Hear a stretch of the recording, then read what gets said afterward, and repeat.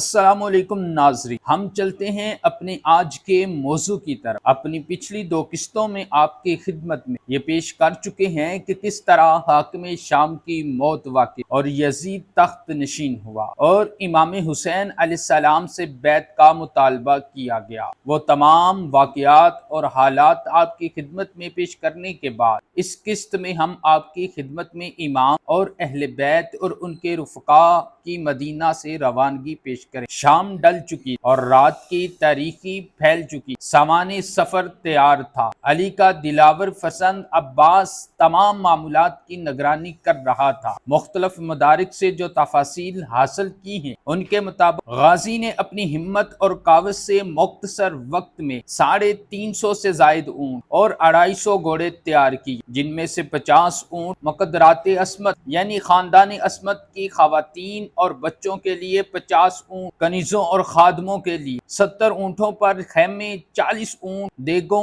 برتنوں اور بوریوں کے لیے اور 130 اونٹ پانی کی مشکیزوں کے لیے، جبکہ 12 اونٹ کپڑوں اور نقدی کے لیے۔ باقی کے چند اونٹوں پر جانوروں کا چارہ اور دیگر ضروریات کا سامان لادا ہوا تھا۔ اس قدر سامان اس لیے ساتھ لیا گیا کہ امام جانتے تھے کہ یہ صرف مکہ تک کا ہی سفر نہیں بلکہ مکہ میں قیام بھی کرنا پڑے گا، اور رسول اللہ صلی اللہ علیہ وآلہ وسلم کی ہجرت مدینہ کے بعد بنی ہاشم کا مستقل قیام مدینہ میں ہی رہا تھا۔ مکہ میں خانوادہ رسول صلی اللہ علیہ وآلہ وسلم کے آبائی گھر موجود تو تھے، مگر بہرحال وہاں مستقل قیام کے لیے سامان کی ضرورت تھی۔ یہ مدینہ میں امام کی آخری رات ہے، وہ جگہ جہاں امام نے اپنا بچپن اور جوانی گزاری، جہاں ان کی ہر یاد وابستہ ہو، جہاں دوست، احباب اور رشتہ دار ہوں۔ اس جگہ کو چھوڑنا امام کے لیے کس قدر مشکل ہوگا، وقت کاٹے نہیں کٹتا ہوگا۔ بہرکیف امام بھائی کی تربت پر تشریف لے گئے اور والدہ اور نانا کی تربت پر بھی الوداعی حاضری دی۔ نانا کی تربت پر جب آپ پہنچے تو چند رکعت نماز پڑھی، خود کو تربت پر گرا دیا اور فرمایا، بار الہی یہ تیرے نبی محمد صلی اللہ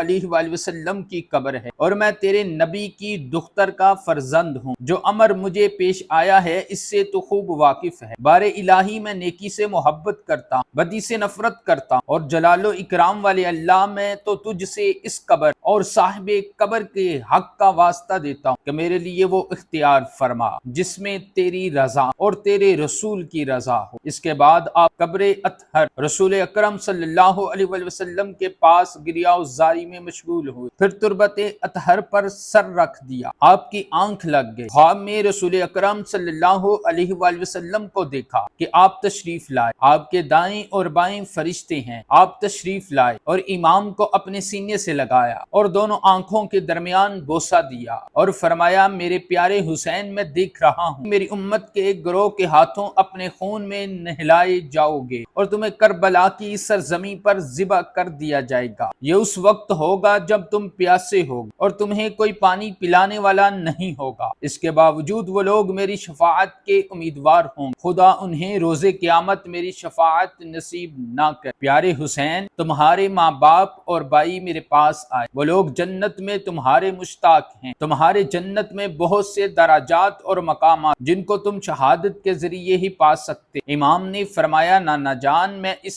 دنیا سے متنفر ہوں، مجھے اپنے پاس اپنی قبر میں بلا۔ رسول اکرم صلی اللہ علیہ وآلہ وسلم نے فرمایا، ابھی تمہیں دنیا میں شہادت کا مرتبہ اور اپنے حصے کا عظیم ثواب حاصل کرنا۔ امام خواب سے بیدار، پھر والدہ کی تربت کی طرف چلے۔ نانا کی تربت پر آئے تو یوں زمین پر قدم سے قدم جما کر چل رہے تھے جیسے ایک بادشاہ دوسرے بادشاہ سے ملاقات کو جاتا، مگر جب ماں کی تربت کی طرف رخ کیا تو یوں لپکے جیسے کوئی بچھڑا ہوا بچہ ماں کو دیکھ کر اس کی گود کی طرف لپکتا ہے۔ دیوانہ وار ماں کی تربت پر پہنچے اور عرض کیا، اے مادر گرامی، آپ پر میرا سلام ہو، آپ کا حسین آپ سے رخصت ہونے آیا ہے، یہ آپ کی آخری زیارت۔ قبر سے آواز آئی، اے ماں کے مظلوم اور شہید اور غریب الوطن بیٹے تجھ پر بھی ماں کا سلام۔ امام پر شدید گریہ طاری ہو گیا۔ پھر والدہ سے راز و نیاز فرما کر آپ بائی کی تربت کی طرف گئے، ان کو بھی الوداعی سلام کیا، پھر آپ گھر تشریف لے آئے۔ اسباب سفر مکمل تھے، سواریوں پر سامان لادا جا چکا تھا۔ امام نے حضرت ام سلمہ سلام اللہ علیہا سے ایک ملاقات اور بی بی فاطمہ صغریٰ جو کہ لکھا گیا کہ بیمار اور سفر کے قابل نہ تھی کو بی بی ام سلمہ کے سپرد کیا۔ پھر شہزادوں کو حکم دیا کہ خواتین عصمت اور بچوں کو سواریوں پر سوار کروایا جائے۔ رات کے سناٹے میں ایک گرجدار آواز گونجی، اے اہل مدینہ ہوشیار خبردار، اپنی آنکھیں بند کر، سروں کو جھکا لو اور منہ دیواروں کی طرف کر لو، رسول اکرم صلی اللہ علیہ وآلہ وسلم کی بیٹیاں تشریف لا رہی ہیں۔ یہ عباس ابن علی کی آواز تھی۔ یہ قافلہ 1.5 سال بعد مدینہ واپس تو آیا مگر اپنے گوہر پارے لٹا کر۔